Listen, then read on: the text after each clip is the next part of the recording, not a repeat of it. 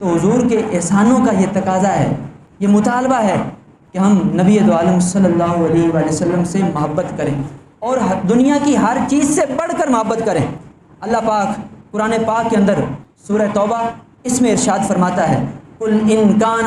آبَاؤُكُمْ وَأَبْنَاؤُكُمْ وَإِخْوَانُكُمْ وَأَزْوَاجُكُمْ وَعَشِيرَتُكُمْ وَأَمْوَالٌ اقْتَرَفْتُمُوهَا وَتِجَارَةٌ تَخْشَوْنَ كَسَادَهَا وَمَسَاكِنُ تَرْضَوْنَهَا أَحَبَّ إِلَيْكُم مِّنَ اللَّهِ وَرَسُولِهِ وَجِهَادٍ فِي سَبِيلِهِ فَتَرَبَّصُوا حَتَّى يَأْتِيَ اللَّهُ بِأَمْرِهِ۔ اللہ فرماتا ہے، اے محبوب آپ ان لوگوں کو بتا دیں، آپ فرما دیں، اگر تمہارے باپ، بیٹے، بھائی، تمہاری بیویاں اور تمہارے عزیز قریبی رشتہ دار اور تمہارا کمایا ہوا مال، تمہارا وہ کاروبار جس میں کمی کا تجھے خوف ہو، اور تمہارے من پسندیدہ گھر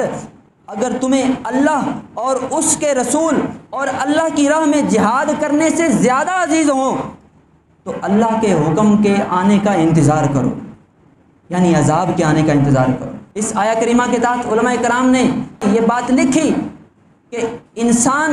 کے اوپر یہ ذمہ داری ہے کہ دنیا کی ہر چیز سے بڑھ کر رسول اللہ صلی اللہ علیہ وآلہ وسلم سے محبت کرے۔ یہ اللہ پاک کا حکم ہے، آپ قرآن جا کر پڑھ سکتے ہیں، اور صحیح بخاری شریف کے اندر پیارے آقا صلی اللہ علیہ وآلہ وسلم کا فرمان موجود ہے۔ پیارے آقا صلی اللہ علیہ وسلم نے فرمایا، لا یؤمن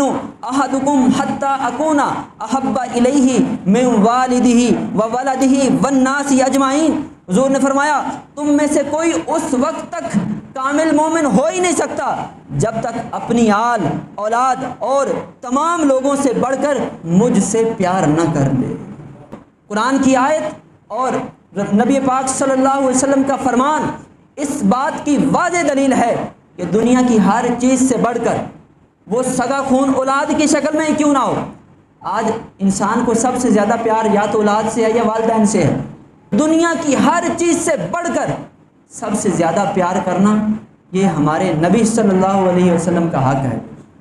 کہ ان سے اتنا پیار کیا جائے۔